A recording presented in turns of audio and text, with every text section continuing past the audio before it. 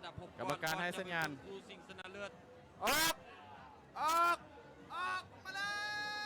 ออกมาแล้วท่านผู้ชมสำหรับขอบที่12เป็นการพบกันระหว่างเรือของทางบ้านนูนสวัสดิ์อยู่ทางเบื้องซ้ายเจอกับเรือเมืองเสียงเงินอยู่ทางเบื้องขวาท่านผู้ชมเป็นฮอบสิ่งอันดับที่5และที่6เป็นการพบกันระหว่างเมืองเสียงเงินกับบ้านนูนสวัสดิ์มาเบิ่งกันได้ดีสำหรับคู่นี้ก็ถือว่าเป็นอีกคู่หนึ่งที่จะสร้างความประทับใจให้กับบรรดาท่านผู้ชมที่มารอคอยติดตามชมบรรยากาศของการแข่งขันส่งเรือโยเทดินแดนเมืองมรดกโลกล่วงพระบางแห่งนี้เอาละตอนนี้เริ่มเข้าสู่ทางโค้งโดยเฉพาะเป็นพวกเราสังเกตภาพมุมอยู่ในระยะตอนโค้งนี้เห็นว่าเมืองเสียงเงินเริ่มตีตัวนี้ห่างบ้านนูนสวัสดิ์เล็กน้อย5 ปานกลางเด้อพี่น้องจะนี่เป็นไส้บานูสวัสดิ์อยู่จากเบอร์ไซใส่เสื้อสีขาวตอนนี้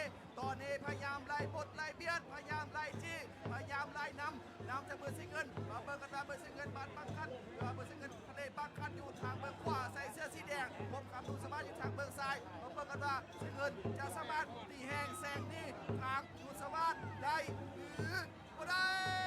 ดับเบิลซิงเกิลเพิ่นว่าปีนี้จะเอาอันดับที่5แน่นอนขอให้มีว่าคำว่าที่6แล้วแต่ว่าบานุสวัสดิ์จะปล่อยลุดมือหรือบ่อันดับที่5ตอนนี้มาเบิ่งกันว่าอยู่ทางบานุสวัสดิ์อยู่เบื้องซ้ายดีนำกันขึ้นมาแซงกันขึ้นมาบานุสวัสดิ์อยู่เบื้องซ้ายเมืองซิงเกิลอยู่เบื้องขวาเมืองขวานี้เมืองซิงเกิลจะนี่ทันหรือบ่มาช่วยลุ้นช่วยเสียตบมือพึ่งพลาดนำกันพี่น้องเอ้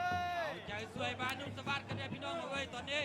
บ้านนูนสวัสดิ์ว่าจังไดเอาทะเลแมนตอนนี้เพราะว่าปัจจุบันนี้เมืองเสียงเงินเริ่มตีตัวนี้ห่างออกจากทางบ้านนูนสวัสดิ์เล็กน้อย5 ปานกลางเอาเลยเด้อตอนนี้บ้านนูนสวัสดิ์เริ่มตั้งหลักได้แล้วตอนนี้เริ่มตายแล้วบึ้ดจับบึ้ดเอาบึ้ดจับบึ้ดเด้อเอาสวัสดิ์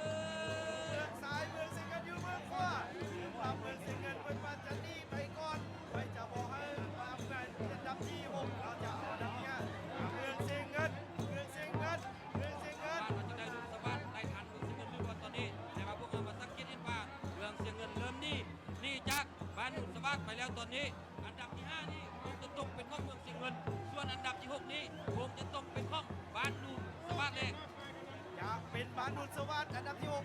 หรือบอนั้นเขายังโบเอาเยอะตอนนี้ยังเขาจะสู้เส้นใส่แล้วหรือเปล่าสวงเข้าเส้นไปเป็นการพบกันอีกหนึ่งคู่หนึ่งที่ลุ้นระทึกให้บรรดาพ่อแม่พี่น้องอยู่ทางบ้านได้ครับชมกันก็คือรอบที่12เนาะก็คือบานุสวัสดิ์อยู่เบื้องซ้ายแข่งขันกับเมืองสิงห์เงิน